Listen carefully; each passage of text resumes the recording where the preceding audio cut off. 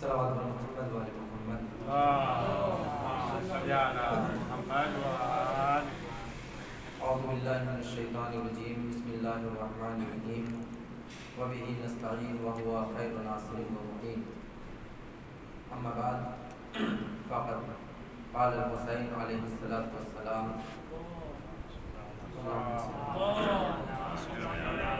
محمد وآل محمد. إني لأعلم أصحابا أوفى ولا خير من أصحابي. صلوات محمد وعلى محمد. اللهم صل على محمد وآل محمد. اصحاب حسین کے متعلق ہماری جو گفتگو چل رہی تھی، کل جس صحابی حسین کے متعلق تذکرہ کیا گیا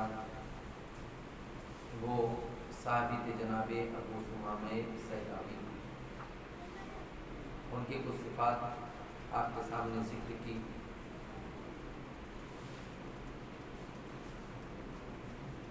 اور ان کے کچھ کمالات جن میں یہ کہ وہ صحابی ہیں امام حسین کے کہ جو امام علی، امام حسن، امام حسین تینوں کے ساتھ رہے اور تینوں کے ساتھ وفاداری کے ساتھ رہے. امام علی کے دور میں جو جنگیں ہوئیں ان جنگوں میں جنگ جمل، جنگ صفین، جنگ نہروان، ان تینوں جنگوں میں جناب ابو ثمامہ شامل تھے مولائے کائنات کے ساتھ. اور پھر مولائے کائنات کی شہادت کے بعد امام حسن کے ساتھ رہے.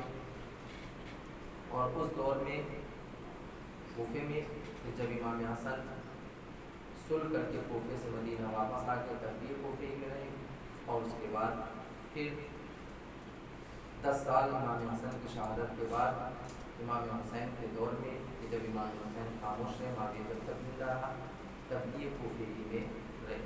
جب معاویہ واصل جہنم ہو گیا تب انہوں نے امام حسین کو جیسے دوسروں نے خط لکھے تھے ویسے ہی انہوں نے بھی خط لکھے کہ آپ کوفہ آ جائیے، ہم آپ کی مدد کرنے کے لیے تیار ہیں. لہٰذا ان خطوط کے جواب میں جب امام حسین علیہ السلام نے جناب مسلم ابن عقیل کو وہاں پر اپنا نمائندہ بنا کر بھیجا، جناب مسلم کے ساتھ یہ شامل رہے، ان کا آخری وقت تک ساتھ دیا، ساتھ نہیں چھوڑا. اور پھر جناب مسلم کی جب شہادت ہو گئی اور جناب مسلم نے ان کو اپنی ایک فوج کا کمانڈر بھی بنایا تھا اور اس کے ساتھ ساتھ امور مالی یعنی کیشیئر، اسلحے خریدنے کے لیے اور دوسری فوج کی، پولیس والوں کی، فوجی کی ضرورت کو پورا کرنے کے لیے، سپاہی کی ضرورت کو پورا کرنے کے لیے جو کچھ تھا وہ جناب ابو ثمامہ سیلابی کے ہاتھ میں تھا. جو اس کے بعد یہ امام حسین جب جناب مسلم کی شہادت ہو گئی کسی بھی طریقے سے امام حسین علیہ السلام کے ساتھ آ کر ملے اور پھر کربلا کے میدان میں انہوں نے امام حسین علیہ السلام کے قدموں پر جان نثار. صلوات محمد وعلى محمد.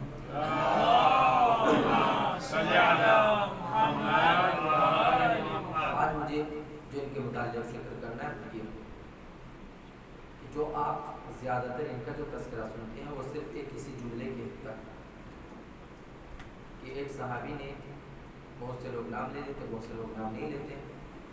امام حسین علیہ السلام سے جب ظہور کا وقت ہوا تھا تب کہا تھا مولا ظہر کا وقت قریب ہے، لہذا ہماری یہ تمنا ہے، یہ آرزو، یہ خواہش ہے کہ مولا یہ آخری نماز ہم آپ کے ساتھ ادا کریں.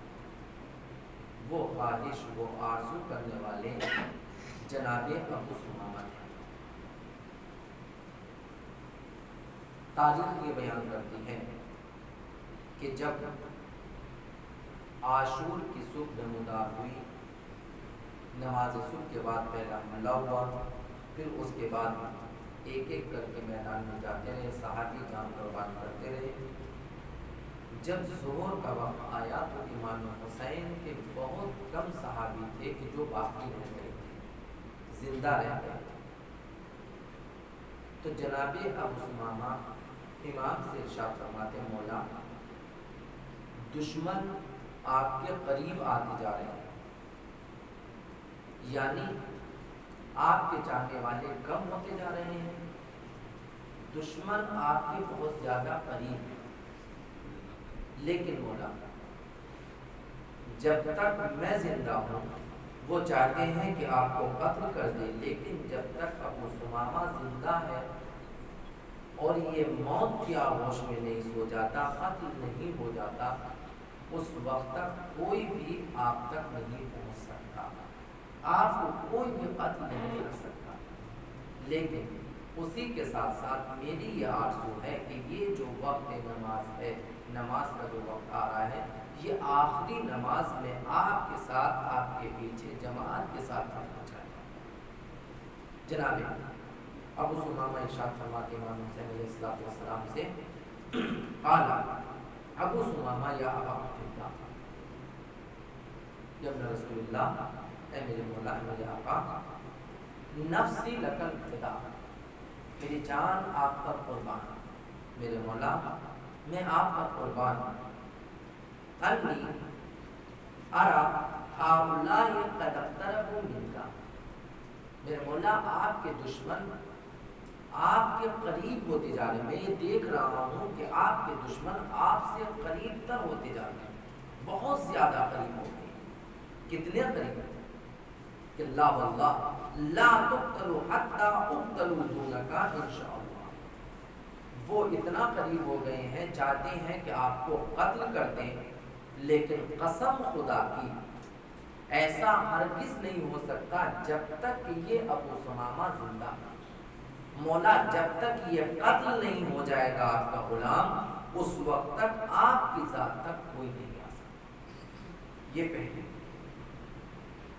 اس کے بعد ارشاد فرماتے مولا میں آپ کے قدموں پر جان نچھاور کرنا چاہتا ہوں، مرنا چاہتا ہوں، شہید ہونا چاہتا ہوں، قتل ہونا چاہتا ہوں، لیکن اسی کے ساتھ ساتھ میری ایک آرزو اور ہے، وہ کیا؟ وہ احب، اور میں یہ چاہتا ہوں کہ ان الفرق، کہ میں اپنے پروردگار سے ملاقات کروں، میں اپنے پروردگار سے ملاقات کرتے وقت یہ پسند کرتا ہوں، یہ چاہتا ہوں کیا کہ وقد صلیت هذه الصلاۃ التي دنا وقتها، میرے مولا جس کا یہ وقت آ رہا ہے، ہو گیا ہے، میں اس نماز کو آپ کے ساتھ ادا کرنا چاہتا ہوں، آپ کے ساتھ یہ نماز پڑھتے ہوئے میں اپنے پروردگار سے ملاقات کرنا چاہتا ہوں، اس سے ملنا چاہتا ہوں۔ میرے عزیزوں، جیسے ہی امام حسین علیہ السلام نے یہ جملہ سنا، ایک مرتبہ آسمان کی جانب دیکھا، ظہر کا وقت ہے، آج تو ہمارے سامنے ماشاءاللہ ہاتھ میں موبائل ہے، گھڑیاں ہیں، سب ایک دم سے آپ پتہ لگا لیتے ہیں کہ فلاں وقت پہ یہ ٹائم ہو گیا، ہاں پورا ٹائم ہو گیا، لیکن اس وقت تک کوئی وہ نہیں تھا۔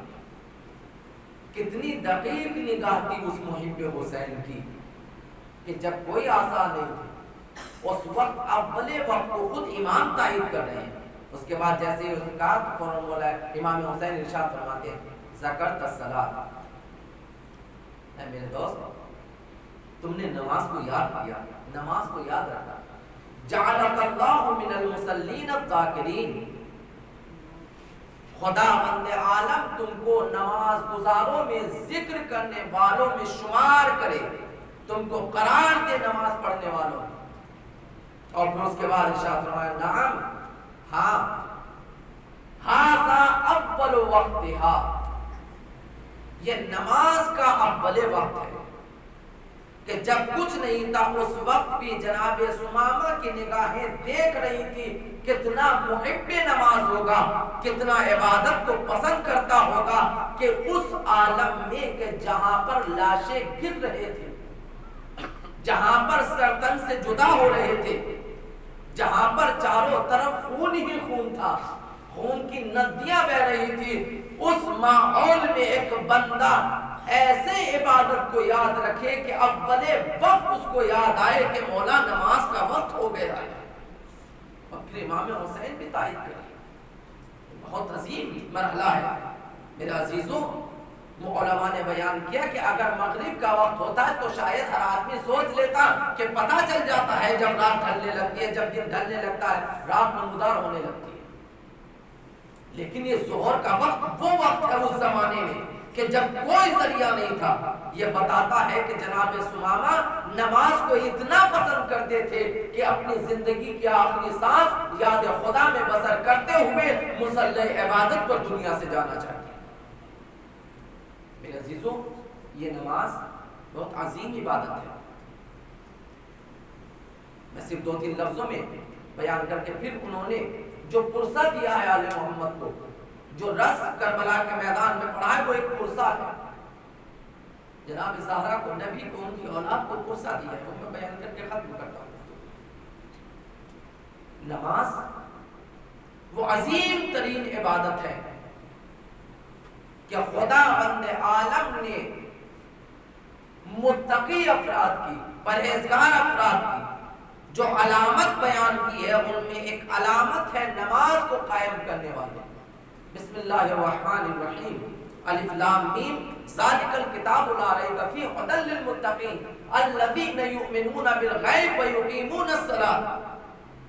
نماز کو قائم کرنے والے، یعنی کوئی بھی اس وقت تک متقی بن نہیں سکتا جب تک کہ نماز پڑھنے والا نہ ہو، نماز کو قائم کرنے والا نہ ہو، عبادت گزار نہ ہو۔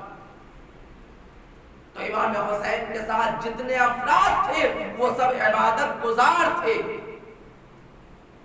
یہاں پر بہت سے جملے کہنا چاہتا تھا لیکن وقت نزاکت یہاں پر نہیں کہنا۔ تو پہلی شرط ہے کہ انسان عبادت گزار، نماز پڑھنے والا ہو، خدا کے حق کو ادا کرنے والا ہو۔ دوسرے، خود حضرت ابراہیم علیہ السلام پروردگار سے دعا کرتے ہیں، میرے مالک، میرے پروردگار، رب اجعلنی مقیم الصلاۃ ومن ذریتی، میرے مالک خود مجھ کو اور میری ذریت کو، میری اولاد کو، میری نسل کو نماز گزاروں میں قائم کر، نماز گزاروں میں قرار دے، نماز پڑھنے والوں میں قرار دے۔ میرے مالک جو میری نسل آئے وہ تیری عبادت کرنے والی ہو، نماز پڑھنے والی ہو۔ جناب لقمان اپنے بیٹے سے وصیت کرتے ہیں، یا بنیا اقم الصلاۃ، میرے لال، میرے نور نظر، دیکھو نماز کو کبھی فراموش نہ کرنا، ہمیشہ نماز ادا کرتے رہنا، اقم الصلاۃ، نماز پڑھو، قائم کرو۔ یا خود جناب عیسیٰ علیہ السلام جہاں پر اپنی دوسری ذمہ داریاں بیان کرتے ہیں، وہاں پر ارشاد فرماتے ہیں وَأَوْصَانِي بِالصَّلَاةِ وَالزَّکَاةِ ما دمت حیا، خدا بند عالم نے مجھ کو وصیت کی ہے کہ جب تک میں زندہ رہوں، جب تک میری سانس چلتی رہے، اس وقت تک میں نماز قائم کرتا رہوں اور زکوٰۃ ادا کرتا رہوں۔ تو میرے عزیزوں، نیک بندوں کی آرزو، نیک بندوں کی خواہش اور خدا کی آرزو اپنے بندوں سے یہی ہے کہ جب تک انسان کی سانس چلتی رہے، اس کی یہ سانس عبادت پروردگار میں بسر۔ جب یہ انسان دنیا سے جائے تو عبادت پروردگار میں دنیا سے جائے، نماز پڑھتا ہوا دنیا سے جائے۔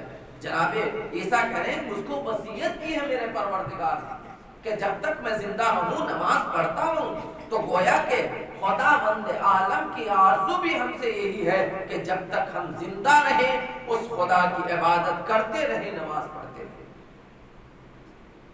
اور پیغمبر اکرم حضرت محمد مصطفیٰ صلی اللہ علیہ وآلہ وسلم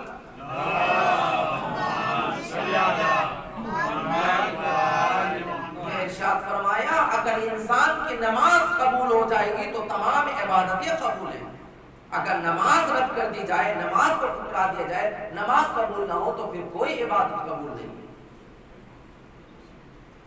فَإِن قُبِلَتْ قُبِلَ مَا سِوَاهَا وَإِن رُدَّتْ رُدَّ مَا سِوَاهَا، اگر نماز قبول ہے تو ہر عبادت قبول ہے، اگر نماز قبول نہیں تو کوئی عبادت قبول نہیں۔ اور یہ نماز وہ عظیم ترین عبادت ہے، وہ عظیم ترین عبادت ہے کہ جب 9 محرم کو عصر کے بعد دشمن نے یہ چاہا کہ امام حسین کے خیام پر حملہ کرے، امام حسین کے لشکر پر حملہ کرے، تو امام حسین علیہ السلام نے اپنے بھائی جناب عباس کو قریب بلایا، میرے بھیا قریب آؤ، جی آپ کہ بھائی ذرا ان سے پوچھ کر تو آؤ کہ آخر ان کا ارادہ کیا ہے۔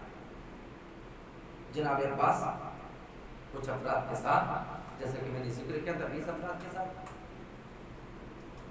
کربلا کے میدان میں گئے، ان سے پوچھا کہ آخر تم چاہتے کیا ہو؟ تو انہوں نے کہا کہ ہمارے ساتھ کا یہ حکم آیا ہے ابھی کہ حسین کے اوپر حملہ کر دیا جائے اگر وہ بیعت نہیں کرتے، لہٰذا ہم حملہ کرنا چاہتے ہیں۔ تو جناب عباس نے جناب مسلم بن موسیٰ اور ربیع بن مظاہر سے کہا کہ تم لوگ یہیں پر ٹھہرو، ان لوگوں کے ساتھ یہیں پر رکو، میں پہلے اپنے آقا کو خبر دے کر آ جاؤں کہ ان کا ارادہ ہی ہے۔ لہٰذا مولا حسین کے پاس آئے، مولا آقا دشمن حملہ کرنا چاہتا ہے۔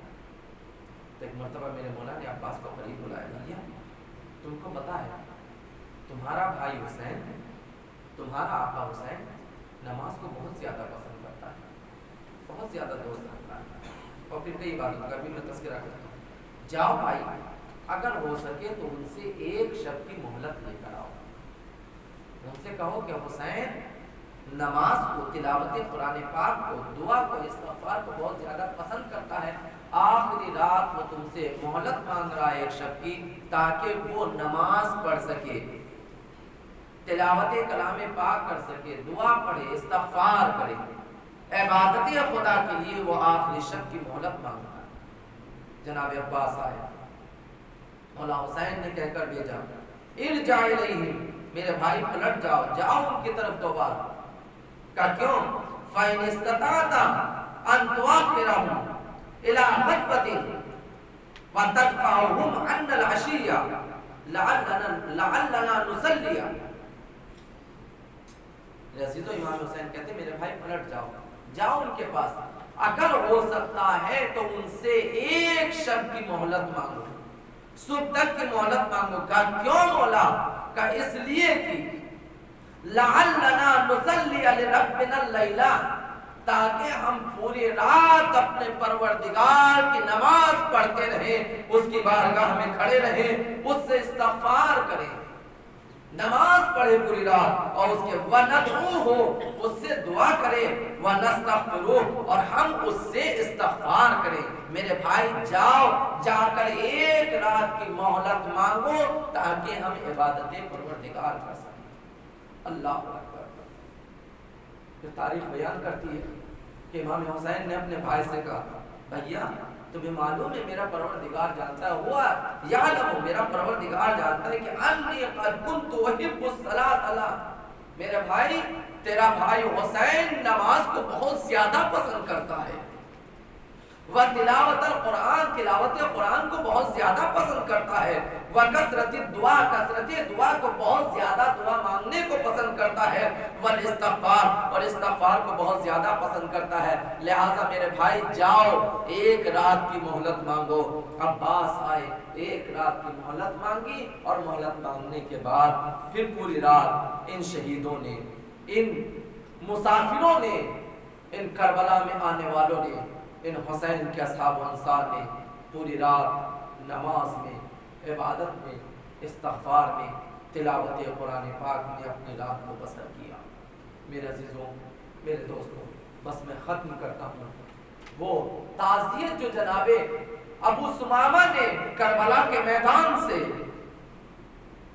آل رسول اور ان کی بیٹیوں کو بھیجی ہے، وہ میں آپ کے سامنے بیان کر کے ختم کرتا ہوں گفتگو کو۔ میرے عزیزوں، جس وقت جناب ابو ثمامہ سیداوی کربلا کے میدان میں آتے ہیں اور آنے کے بعد کہتے ہیں اذاعا لآل المصطفیٰ و بناتہ،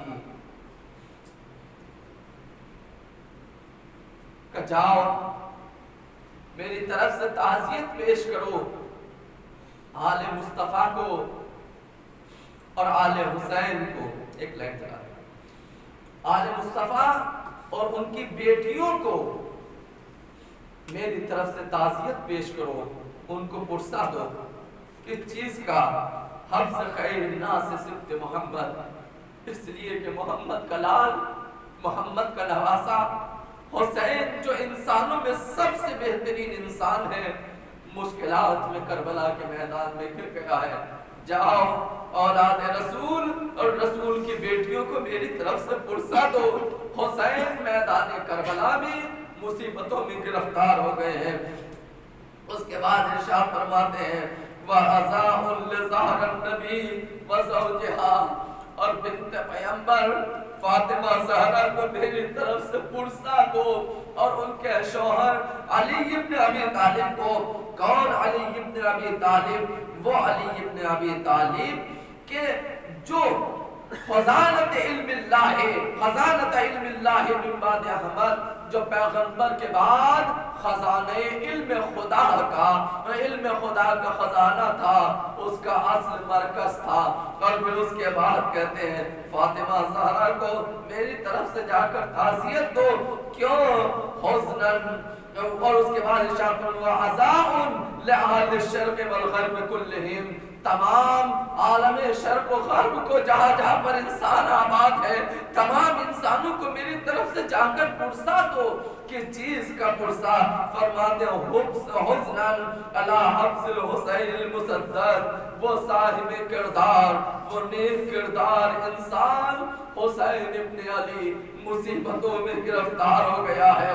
پھر اس کے بعد عجیب جملہ کہتے ہیں فَمَن مُبْلِغٍ عَنِ النَّبِي وَبِنْتِهِ، کون ہے کہ جو میری اس خبر کو نبی اور نبی کی بیٹی تک پہنچائے کہ بِأَنَّا أَمَّتَكُمْ فِي مُجْهَدٍ أَيَّ مُجْهَدٍ، کہ تمہارا لال حسین مصیبتوں میں گرفتار ہو گیا ہے۔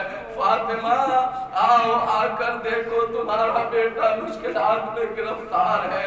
آزادارو، آخر کون سی محبت تھی اس حسین کے صحابی کو فاطمہ زہرا سے کہ جو آخری وقت میں فاطمہ کو یاد کر کے کہہ رہے فاطمہ اپنے لال کا پرسا مجھ غریب سے لو، میں کہوں گا ابو سمامہ، ارے فاطمہ نے تو اسی وقت اپنی قبر کو چھوڑ دیا تھا جب حسین نے مدینے کو چھوڑا۔ بس عزادارو چند فقرے کہنا چاہتا ہوں۔